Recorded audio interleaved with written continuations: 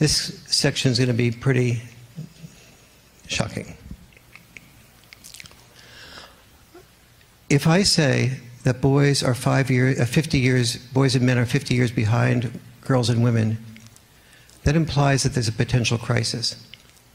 Is there? Let's look. Let's look at men's and boys' emotional health first.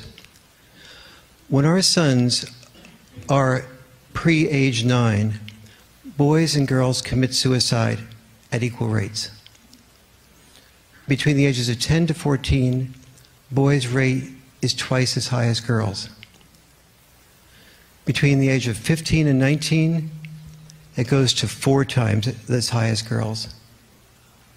Between the ages of 20 and 24, it is between 5 and 6 times as high as girls. That's half the disaster.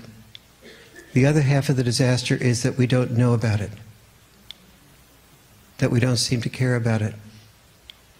The dimension of that, you could just get a sense, though, of as the male role becomes more defined, as male expectations become more defined, the fear of not being able to live up to what we're expected to live up to becomes so great that we can't handle it, that we check out.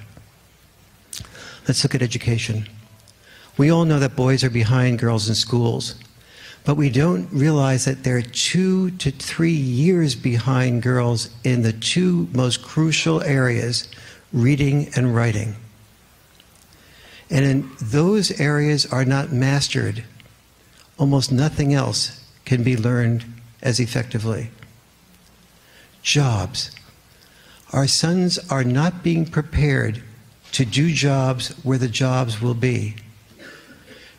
Schools are cutting back on vocational training. And when they do institute it, it's vocational training for the previous male jobs of manufacturing, of carpentry, of woodshop. It is not education for the future male jobs, where jobs will be robotics, health, education, blueprint reading. Next, fatherlessness. 1/3 of boys and girls, by the way, are raised today, 1/3, in father-absent homes. In neighborhoods where fathers are most scarce, more than half of boys don't finish high school. You don't even want to know the data about what happens to boys that don't finish high school. Physical health.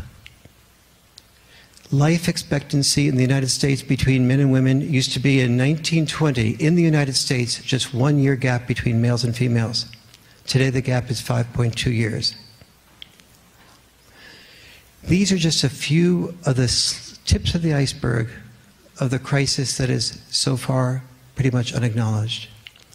If a boy does manage to overcome these barriers, and he's successful becoming married to a wife who's also successful, something happens when they have their first child. His wife tends to ponder, when she's pregnant for the first time, 3 options. Option 1 is work full-time. Option 2 is to be full-time involved with the child or children. Option 3 is to do what? Some combination of both.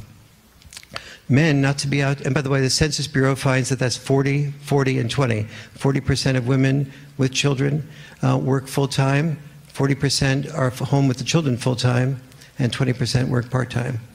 Men, though, not to be outdone, we have 3 options also. Option number 1 is to work full-time. Option number 2 is to work full-time. And option number 3 is what? Work full-time, or if he's a working-class man, work 2 jobs. Yes, or if he's an upper middle-class or middle-class man, work overtime. So these married men, once there are children to support, what happens is that men begin to earn more proportionally to women, and then we say, aha, this shows that there's a pay gap and men have the power. They earn more, though, largely because once children arrive, they feel more obligation to earn more. They move into the father's quest 22 of learning to love the family by being away from the love of the family, increasing their income to now support 2 or 3 people, whereas before their income only had to support 1 person. Is there any evidence to what I'm saying? Here's just one piece, one sliver.